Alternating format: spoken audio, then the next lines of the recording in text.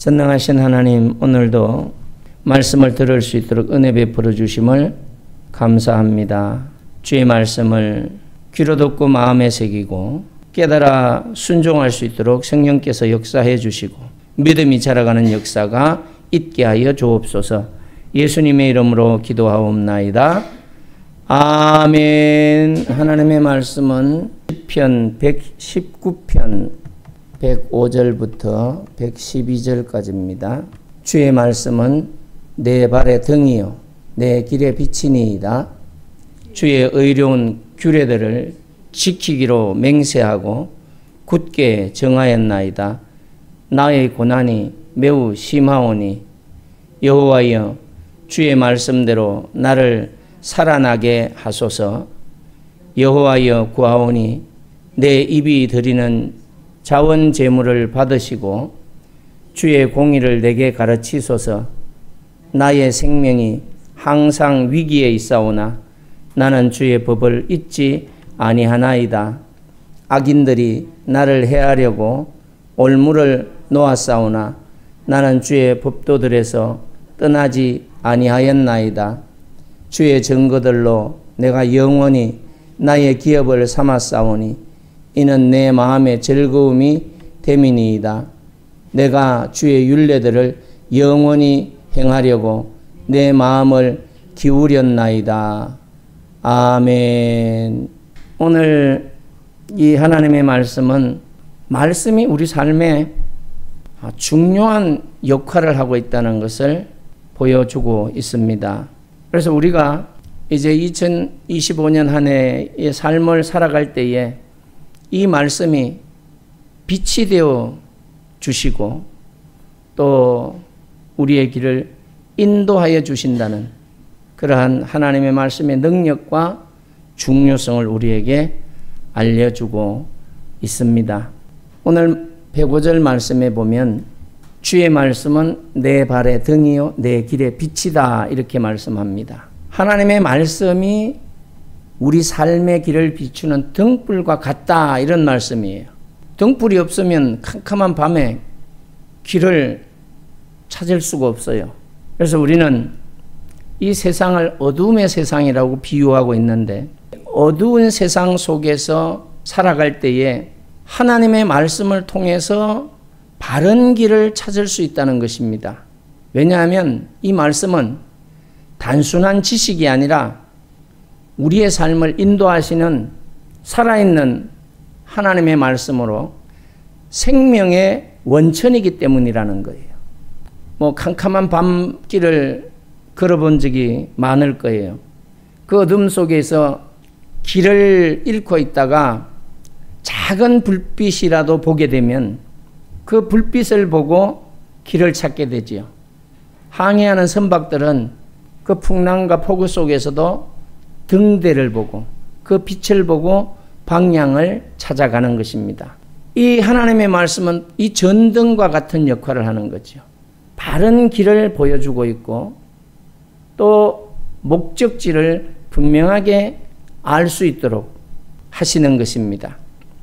그래서 이 등대나 손전등이 우리로 하여금 갈 수 있는 방향을 정해주고 알게 하고 길을 인도하는 것처럼 하나님의 말씀이 우리 인생의 그러한 등불이 되어서 어둠과 같은 세상에서 우리가 갈 수 있는 올바른 길을 밝혀주시고 인도하신다 말씀합니다. 그뿐만 아니라 106절, 107절 말씀을 보면 주의 규례들을 지키기로 맹세하고 굳게 정하였나이다. 나의 고난이 매우 심하오니 여호와의 주의 말씀대로 나를 살아나게 하소서. 하나님을 믿는 하나님의 백성들이라고 할지라도 어려움이 있어요. 믿지 않는 사람들과 똑같은 어려운 상황을 만날 수 있습니다. 그때마다 하나님의 말씀을 의지하며 그 하나님의 말씀을 통해서 힘을 얻고 또 어려움 가운데서도 인내할 수 있다는 것입니다. 늘 우리가 잘 아는 것처럼 이 올림픽에 출전하려고 하는 그러한 선수들은 4년을 기다리죠. 4년을. 근데 4년을 기다릴 때에 그냥 기다리는 것이 아니라 피나는 노력을 하죠. 체력을 강화시키고 기술을 연마하는 일에 사용하고 있어요. 그래서 연습에 몰두하는 모습을 우리는 너무나도 잘 알고 있습니다. 그들은 정말로 많은 고난과 역경 가운데서 올림픽에 출전해야 된다. 이런 목표를 향한 결심이 있기 때문에 훈련에 임할 수 있어요. 그 올림픽에 출전하는 그 꿈을 이루고 출전하여 메달을 따고자 하는 그 열망 때문에 그 어려움을 이겨낸다는 얘기를 하는 모습을 보았어요. 우리들도 마찬가지예요. 천국을 향하여 가는 백성들입니다. 목적이 있어요. 목표가 있습니다.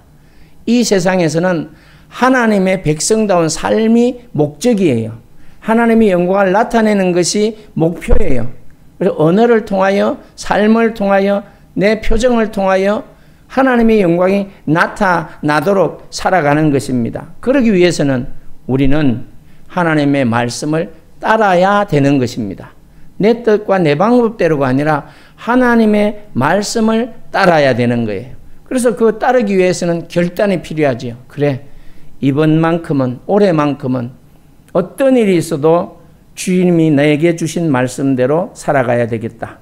고난이 있어도 그 말씀을 붙들고 그 고난 속에서 말씀하시는 주님, 나와 함께 하신 주님을 만나야 되겠다. 고난을 통하여 나에게 주시는 유익이 있다. 그 유익이 무엇인지를 나는 반드시 얻어야 되겠다. 이런 결단이 필요한 거예요. 그냥 고난으로서 그냥 넘기는 거, 그거 지나가는 것으로만 목적을 삼는다면 고난에 아무런 의미가 없지요. 그래서 고난을 통하여 주시는 하나님의 은혜, 갈등을 통하여 하나님이 내게 주시는 은혜, 이걸 놓치지 않고 얻기 위하여 이제 우리는 성숙한 그리스도인으로 그 고난과 맞닥뜨리면서 맞서서 싸워야 되는 거예요. 믿음으로. 그 믿음으로 싸우기 위해서는 말씀을 붙들어야 되는 것입니다. 이제 또 108절 말씀에 보면 여호와여 구하오니 내 입이 드리는 자원 제물을 받으시고 주의 공의를 내게 가르치소서. 아멘.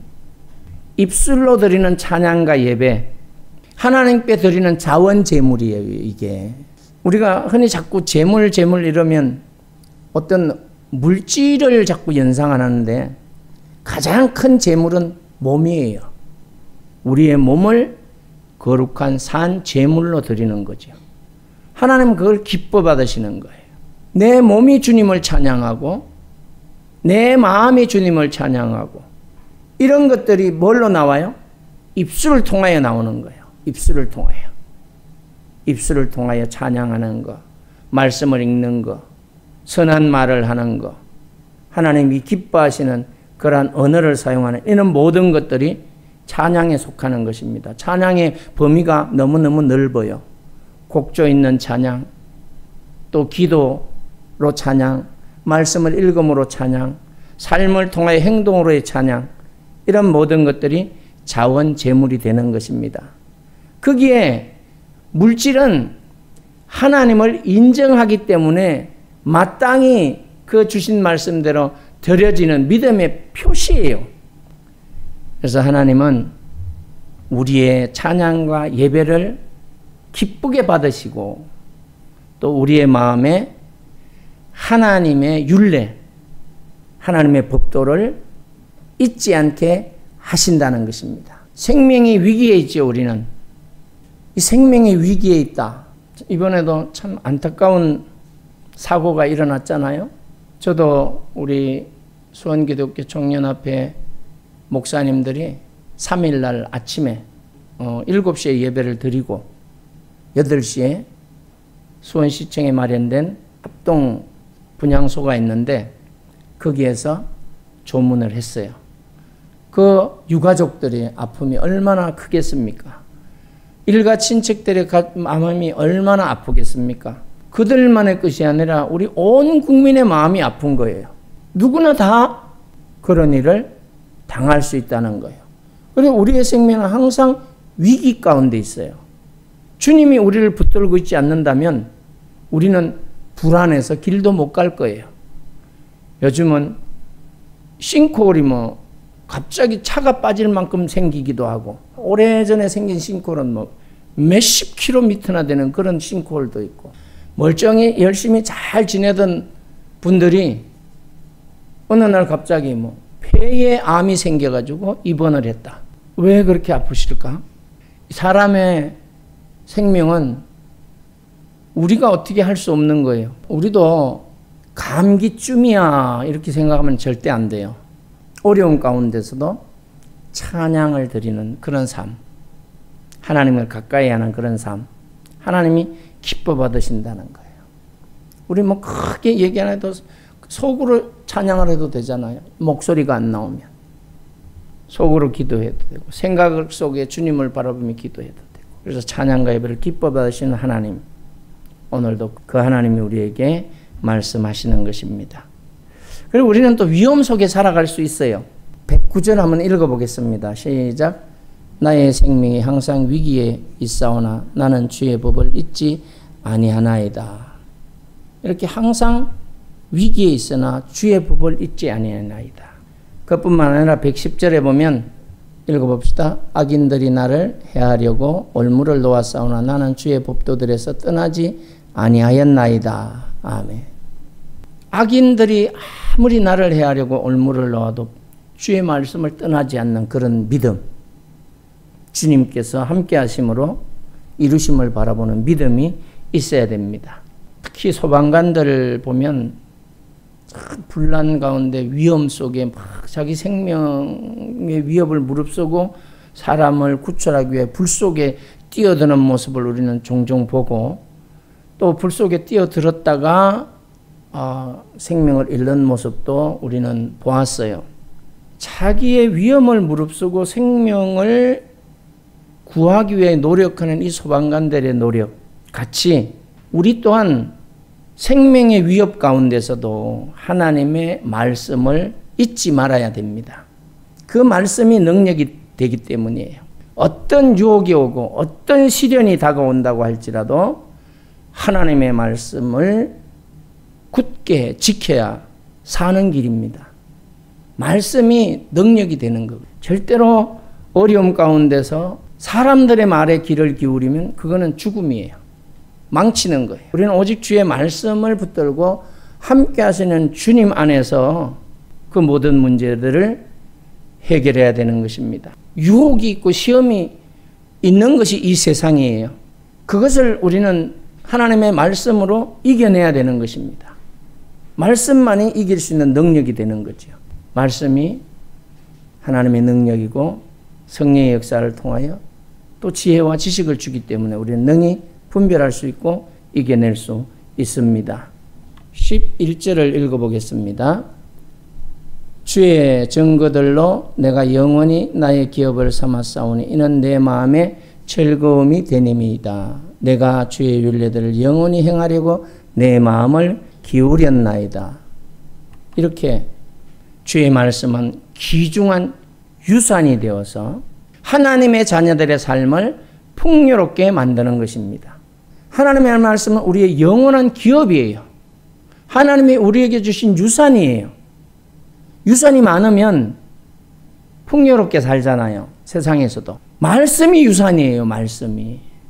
그래서 우리는 이 말씀의 유산을 받은 자들로서 풍요로운 삶을 살아갈 수 있게 하신 하나님이십니다.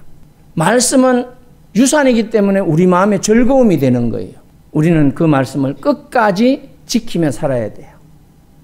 그래서 신앙의 선배들은 이 말씀을 끝까지 지키다가 순교한 것을 우리는 너무나도 잘 알고 있습니다.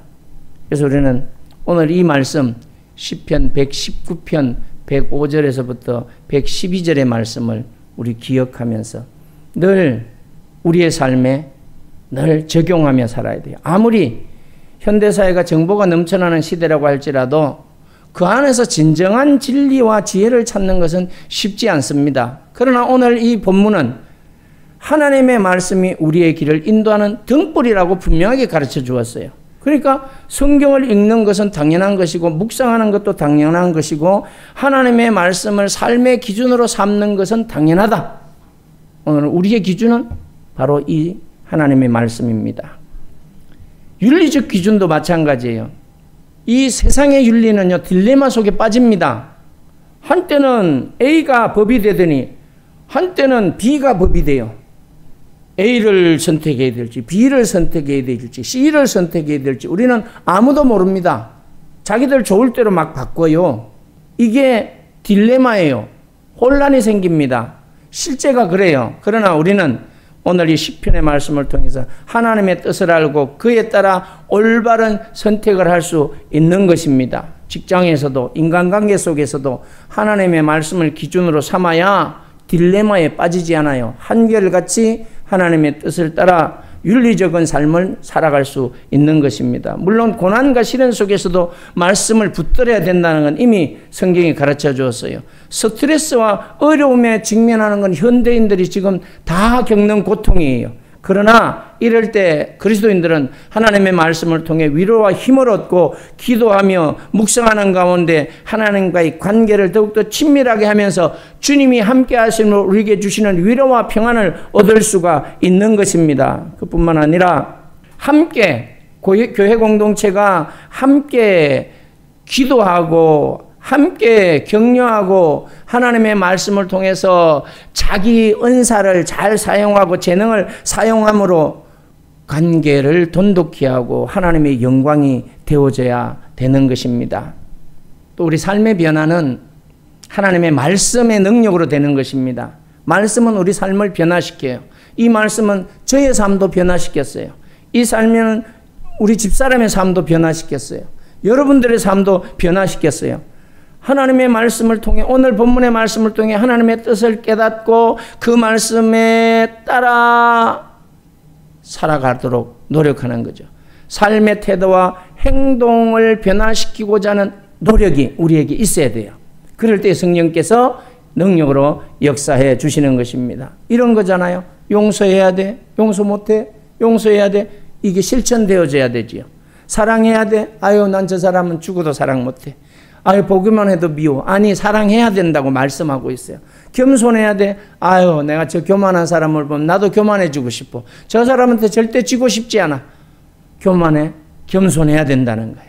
이런 용서, 사랑, 겸손과 같은 가치들은 하나님이 우리에게 주신 것이고 하나님이 명령하신 것이고 하나님의 백성들만이 가질 수 있는 자랑거리예요. 세상 사람들은 이렇게 할 수 없어요. 그래서 이러한 가치들을 실천하는 삶을 살아가야 됩니다. 오늘 이 하나님의 말씀은 우리에게 정말로 말씀이 얼마나 중요한지를 가르쳐 주고 있고 그 말씀을 따르는 삶의 의미를 또한 우리에게 가르쳐 주었어요. 우리 현대인의 삶 속에서 이 말씀을 적용한다는 것은 매우 어려운 일이지만 믿음으로 이 말씀을 따라 살아갈 때에 더욱더 풍성하고 의미 있는 신앙생활이 되고 삶이 된다는 것을 오늘 성경은 가르쳐 주었습니다. 그래서 이 말씀을 통해 우리의 삶이 변화되고 하나님의 말씀을 통해 세상의 빛과 소금이 되는 삶을 살게 될 수 있습니다. 그래서 이제 우리는 오늘 이 본문의 말씀은 우리에게 하나님의 말씀의 중요성을 가르쳐 주었고 말씀을 어떻게 지키며 살아가야 하는지를 가르쳐 주었어요. 이제 결단은 우리의 몫이고 지키는 것은 우리의 몫입니다. 하나님의 말씀은 우리 길의 등불이고 빛이 되어 우리를 인도하시고 우리가 고난 속에 있을 때에도 소망을 주시는 것입니다. 오늘 이 말씀은 우리의 영원한 기업이 되어 우리의 삶을 풍요롭게 만드십니다.